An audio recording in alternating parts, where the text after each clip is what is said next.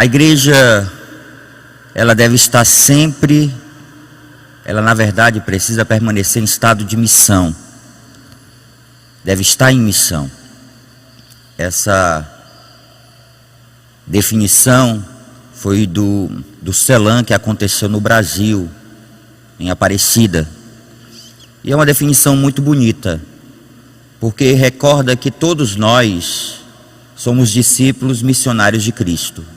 Toda a igreja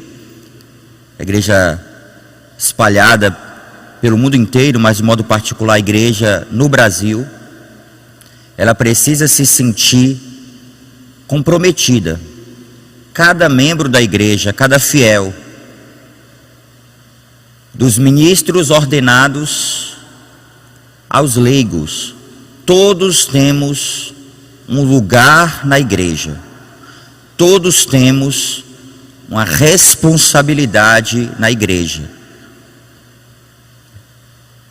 A igreja, depois do Concílio Vaticano II, e a gente pode dizer que quanto mais os leigos exercem o serviço na igreja, mais o Concílio Vaticano II está se realizando, está acontecendo.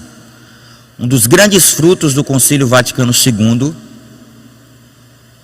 é justamente a atuação do leigo na igreja, mas não como alguém que simplesmente participa da vida sacramental da igreja, mas como cristãos que assumem o apostolado.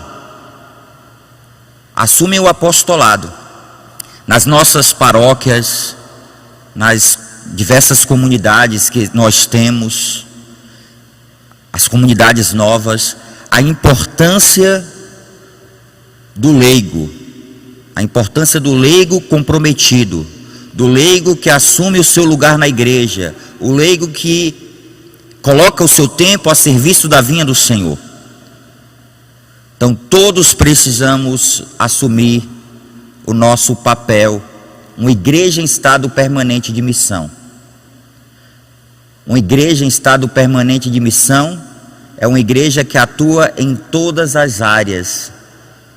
Você, na sua vocação profissional, não simplesmente está ali para exercer uma profissão, mas na sua vocação profissional você é um cristão. A sua fé precisa ser testemunhada também no seu trabalho. Nós não somos cristãos quando entramos na igreja. Somos cristãos tanto na igreja, vivendo o culto, participando da comunidade, como também quando nós estamos no ordinário da nossa vida. E a nossa fé cristã, a nossa vida verdadeiramente cristã, se revelará justamente nessas ocasiões. Nessas ocasiões nós iremos manifestar Deus para o mundo. O mundo precisa conhecer a Deus.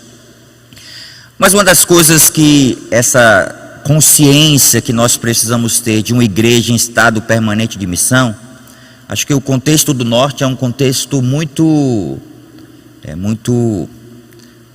claro do grande desafio da evangelização.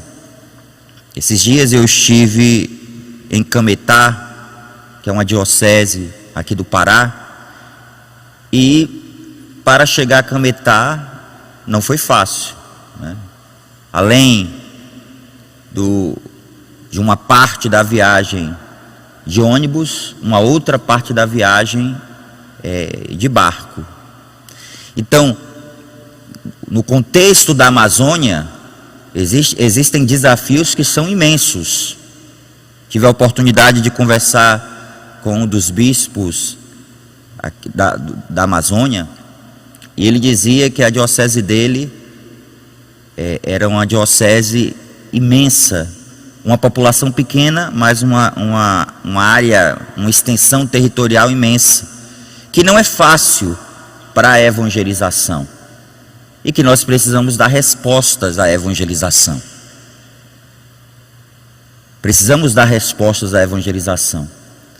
Para nós, igreja, esses são os reais desafios que nós enfrentamos. Esses são os reais desafios que nós enfrentamos e que precisamos dar conta. Como nós podemos evangelizar?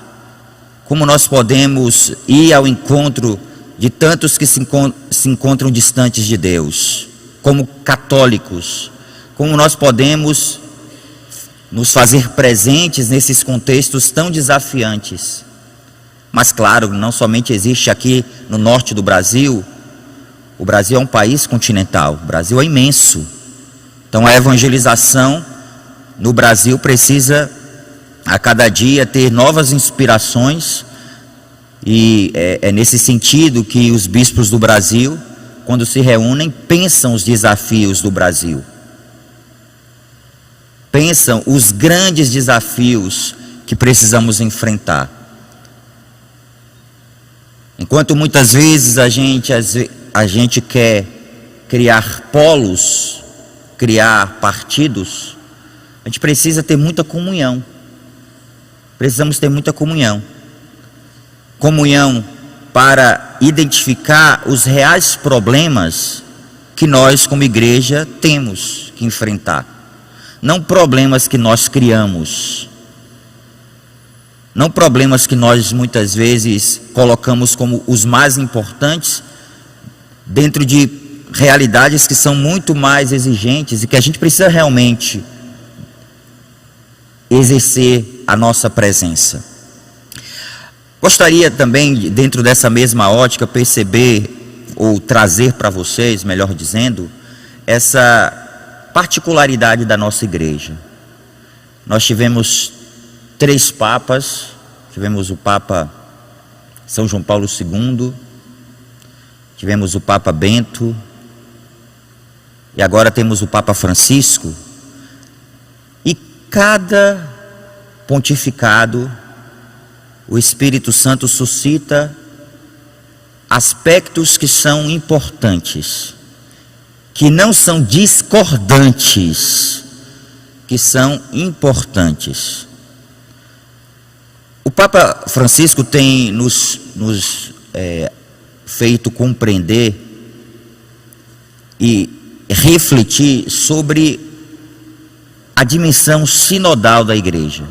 Vocês têm ouvido falar muito sobre essa expressão, a sinodalidade da igreja. Sinodalidade da igreja não tem por finalidade a gente trazer aspectos para a discussão que na verdade não são centrais. Eu aqui coloquei uma realidade muito concreta, que é o contexto do norte do Brasil. Inclusive nós tivemos o Sínodo da Amazônia para tentar dar conta dessa realidade. Então, é muito importante escutar a igreja, escutar os leigos, mas o leigo que participa dessa escuta, assim como nós padres, como todos os fiéis, nunca devemos nos esquecer que a igreja é de Cristo. A igreja não é segundo a minha imagem e semelhança, segundo os meus critérios, segundo o que eu compreendo sobre ela, como ela deveria ser. A igreja é de Cristo. Por isso que nós não podemos ter partidos na igreja. Nós não somos de partidos, de partido A ou B. Nós somos de Cristo. Vocês se recordam São Paulo, em uma passagem de uma das cartas, quando tentaram criar esse tipo de cisão. Diziam, alguns dizem que é de Apolo, outro de Paulo, outro de Pedro. Nós somos de Cristo. Pedro teve o papel, e tem o papel, né, atualmente, né, o Papa. Ali o texto fala de Pedro, ali no contexto do início do cristianismo. Mas Pedro exerce um papel fundamental. E a gente precisa estar em comunhão com Pedro. Cuidado com católicos que não estão em comunhão com o Papa Francisco. Quando você escutar um católico que não está em comunhão com o Papa Francisco, se afaste. Porque na verdade, o Papa é a pedra de unidade da igreja. Quando querem destruir a autoridade do Papa, e essa autoridade é extremamente importante porque ela a quem nós nos vinculamos, a Cristo. Por isso que a gente precisa estar em profunda comunhão com o Santo Padre. E estar muito atento ao que a gente escuta nas redes sociais. Estar muito atento ao que a gente escuta de tantos que querem criar cisões na igreja. A igreja é de Cristo. E Cristo nos deu, soprou sobre a igreja o Espírito Santo. A alma da igreja é o Espírito Santo, que sustenta a igreja. A igreja vai viver grandes desafios, sempre viveu desafios ao longo da sua história. No nosso tempo também a igreja vive grandes desafios, mas o Espírito Santo continua a conduzir a igreja. Continua a conduzir o Santo Padre, continua a conduzir os bispos que estão em comunhão com o Santo Padre, continua a conduzir os sacerdotes que estão em comunhão em suas dioceses com seus bispos. A igreja, ela vive essa comunhão. Por isso que eu sempre gosto de recordar, um dia escutei de um sacerdote, e é bem verdade isso. Na igreja não existe democracia. Você nunca vai escutar a expressão democracia na igreja. Existe comunhão. Democracia a gente usa para outras coisas. Na igreja a gente usa a palavra comunhão. Nós vivemos em comunhão. Nós vivemos a comunhão. A comunhão nos aproxima, não importa de qual seja o seu serviço na igreja, a pastoral que você faz parte, se você faz parte de uma paróquia ou se você faz parte de uma comunidade nova, nós somos o povo de Cristo. E unidos uns aos outros, vivendo as orientações de Cristo, nós vivemos a nossa missão comum. Cada um fazendo a sua parte, cada um exercendo o seu papel, cada um ofertando a sua vida, disponível a serviço do reino dos céus. Uma igreja em estado permanente de missão.